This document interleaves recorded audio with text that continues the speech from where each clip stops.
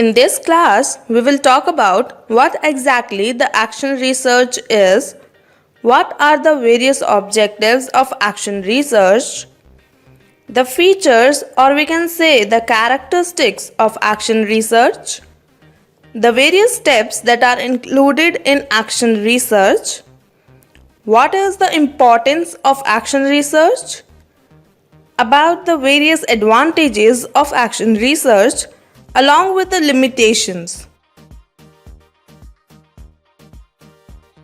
We will also talk about the various problems that teachers can focus upon in their action research. After this, I'll conclude the topic and you all have to go to the projects and resources section of this class to complete the project work given at the end of this class. So, let's start.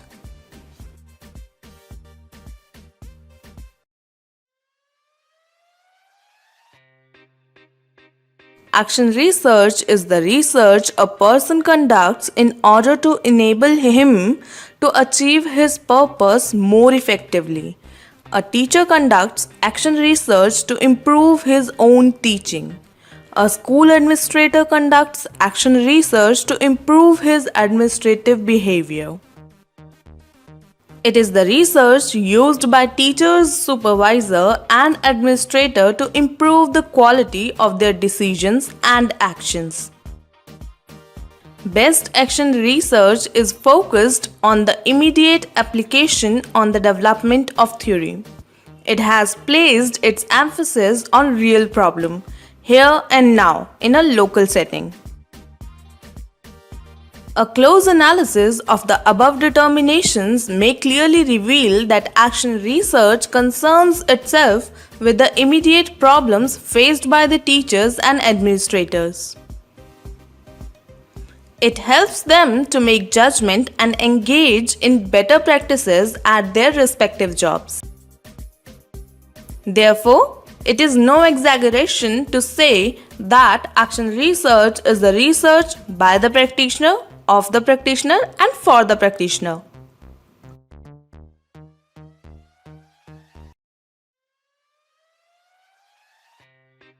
Objectives of action research.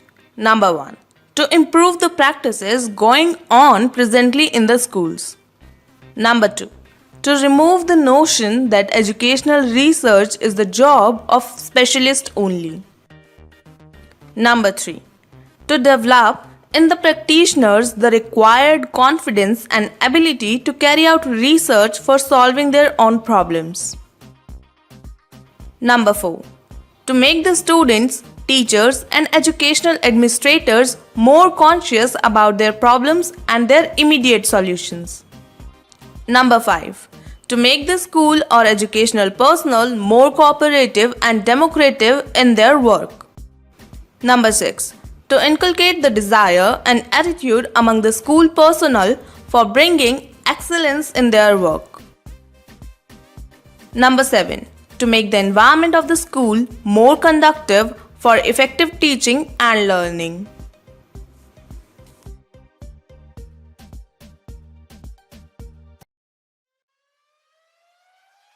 Features or characteristics of action research. Number 1. It is focused on the immediate problems and their solutions within the available resources. Number 2. It does not concern with the building of theories, broad generalization and principles.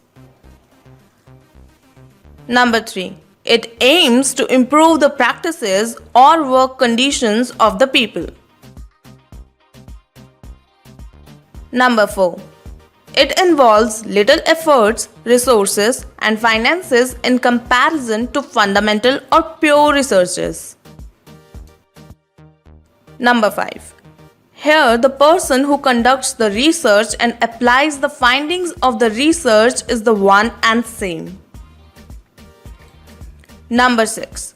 It inculcates a spirit as well as ability in the practitioners to improve their practices. Number 7.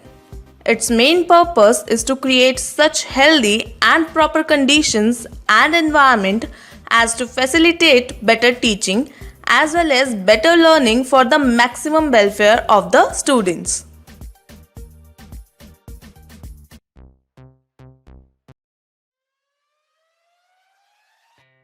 Now, let us talk about the steps of the action research. So, the step number 1 is identification and specification of the problem. Step number 2, listing of probable causes. Step 3, analysis of the probable causes and foundation of action hypothesis. Step 4, action program. Step 5, evaluation of the program. Step 6, and the final step, follow up and communicating the findings to the others.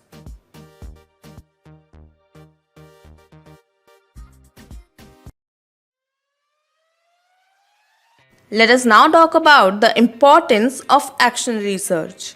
Number 1. Action research dispels the fear that research is only a job of highly qualified person. It has caused to develop problem awareness among the teachers and administrators and has made them research minded by the developing scientific and objective attitude. Number 2. Action research improves the quality of teaching learning process without involving extra financial expenditure. Number 3. It needs no special arrangement and creation of artificial conditions. Number 4. It gives birth to comparative feeling and develops love and mutual understanding among the different partners of teaching learning process. Number 5.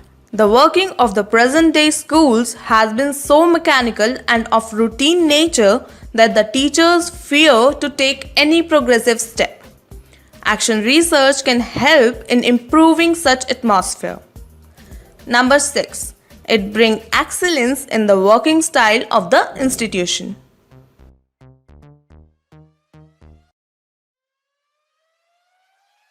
In this particular video, we will talk about the advantages of action research. So, number 1. It makes them to improve their world of work habits and have practical solutions to their problems. Number 2. The results of such research findings can be best utilized for improving their world of work and developing them professionally as much as possible. Number 3. It helps in making the surroundings, conditions and environment quite conducive to proper teaching and learning. Number 4. It helps the teacher, student and educational personnel to find new ways, acquire new interest, better motivation and enthusiasm for playing their respective roles. Number 5. Action research makes the work environment of the school more cooperative and democratic. Number 6. It makes the practitioners to acquire significant confidence to face and solve day-to-day problems with their own attempts within the available resources.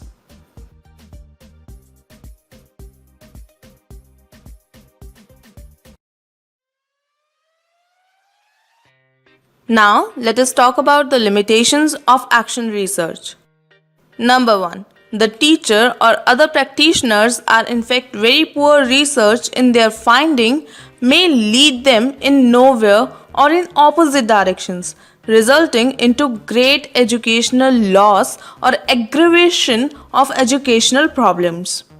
Number 2.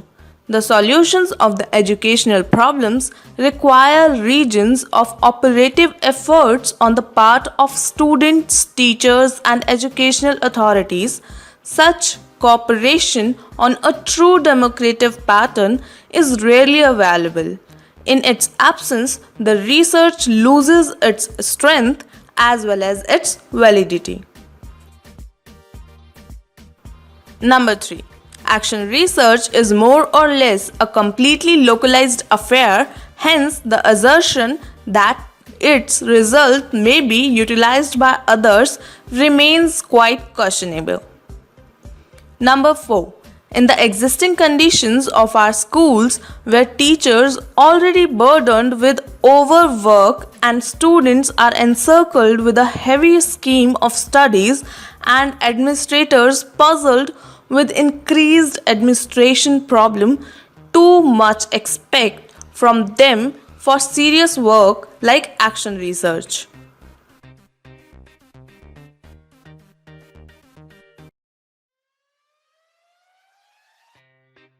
Now, let us talk about the problems that are faced by the teachers in the classrooms.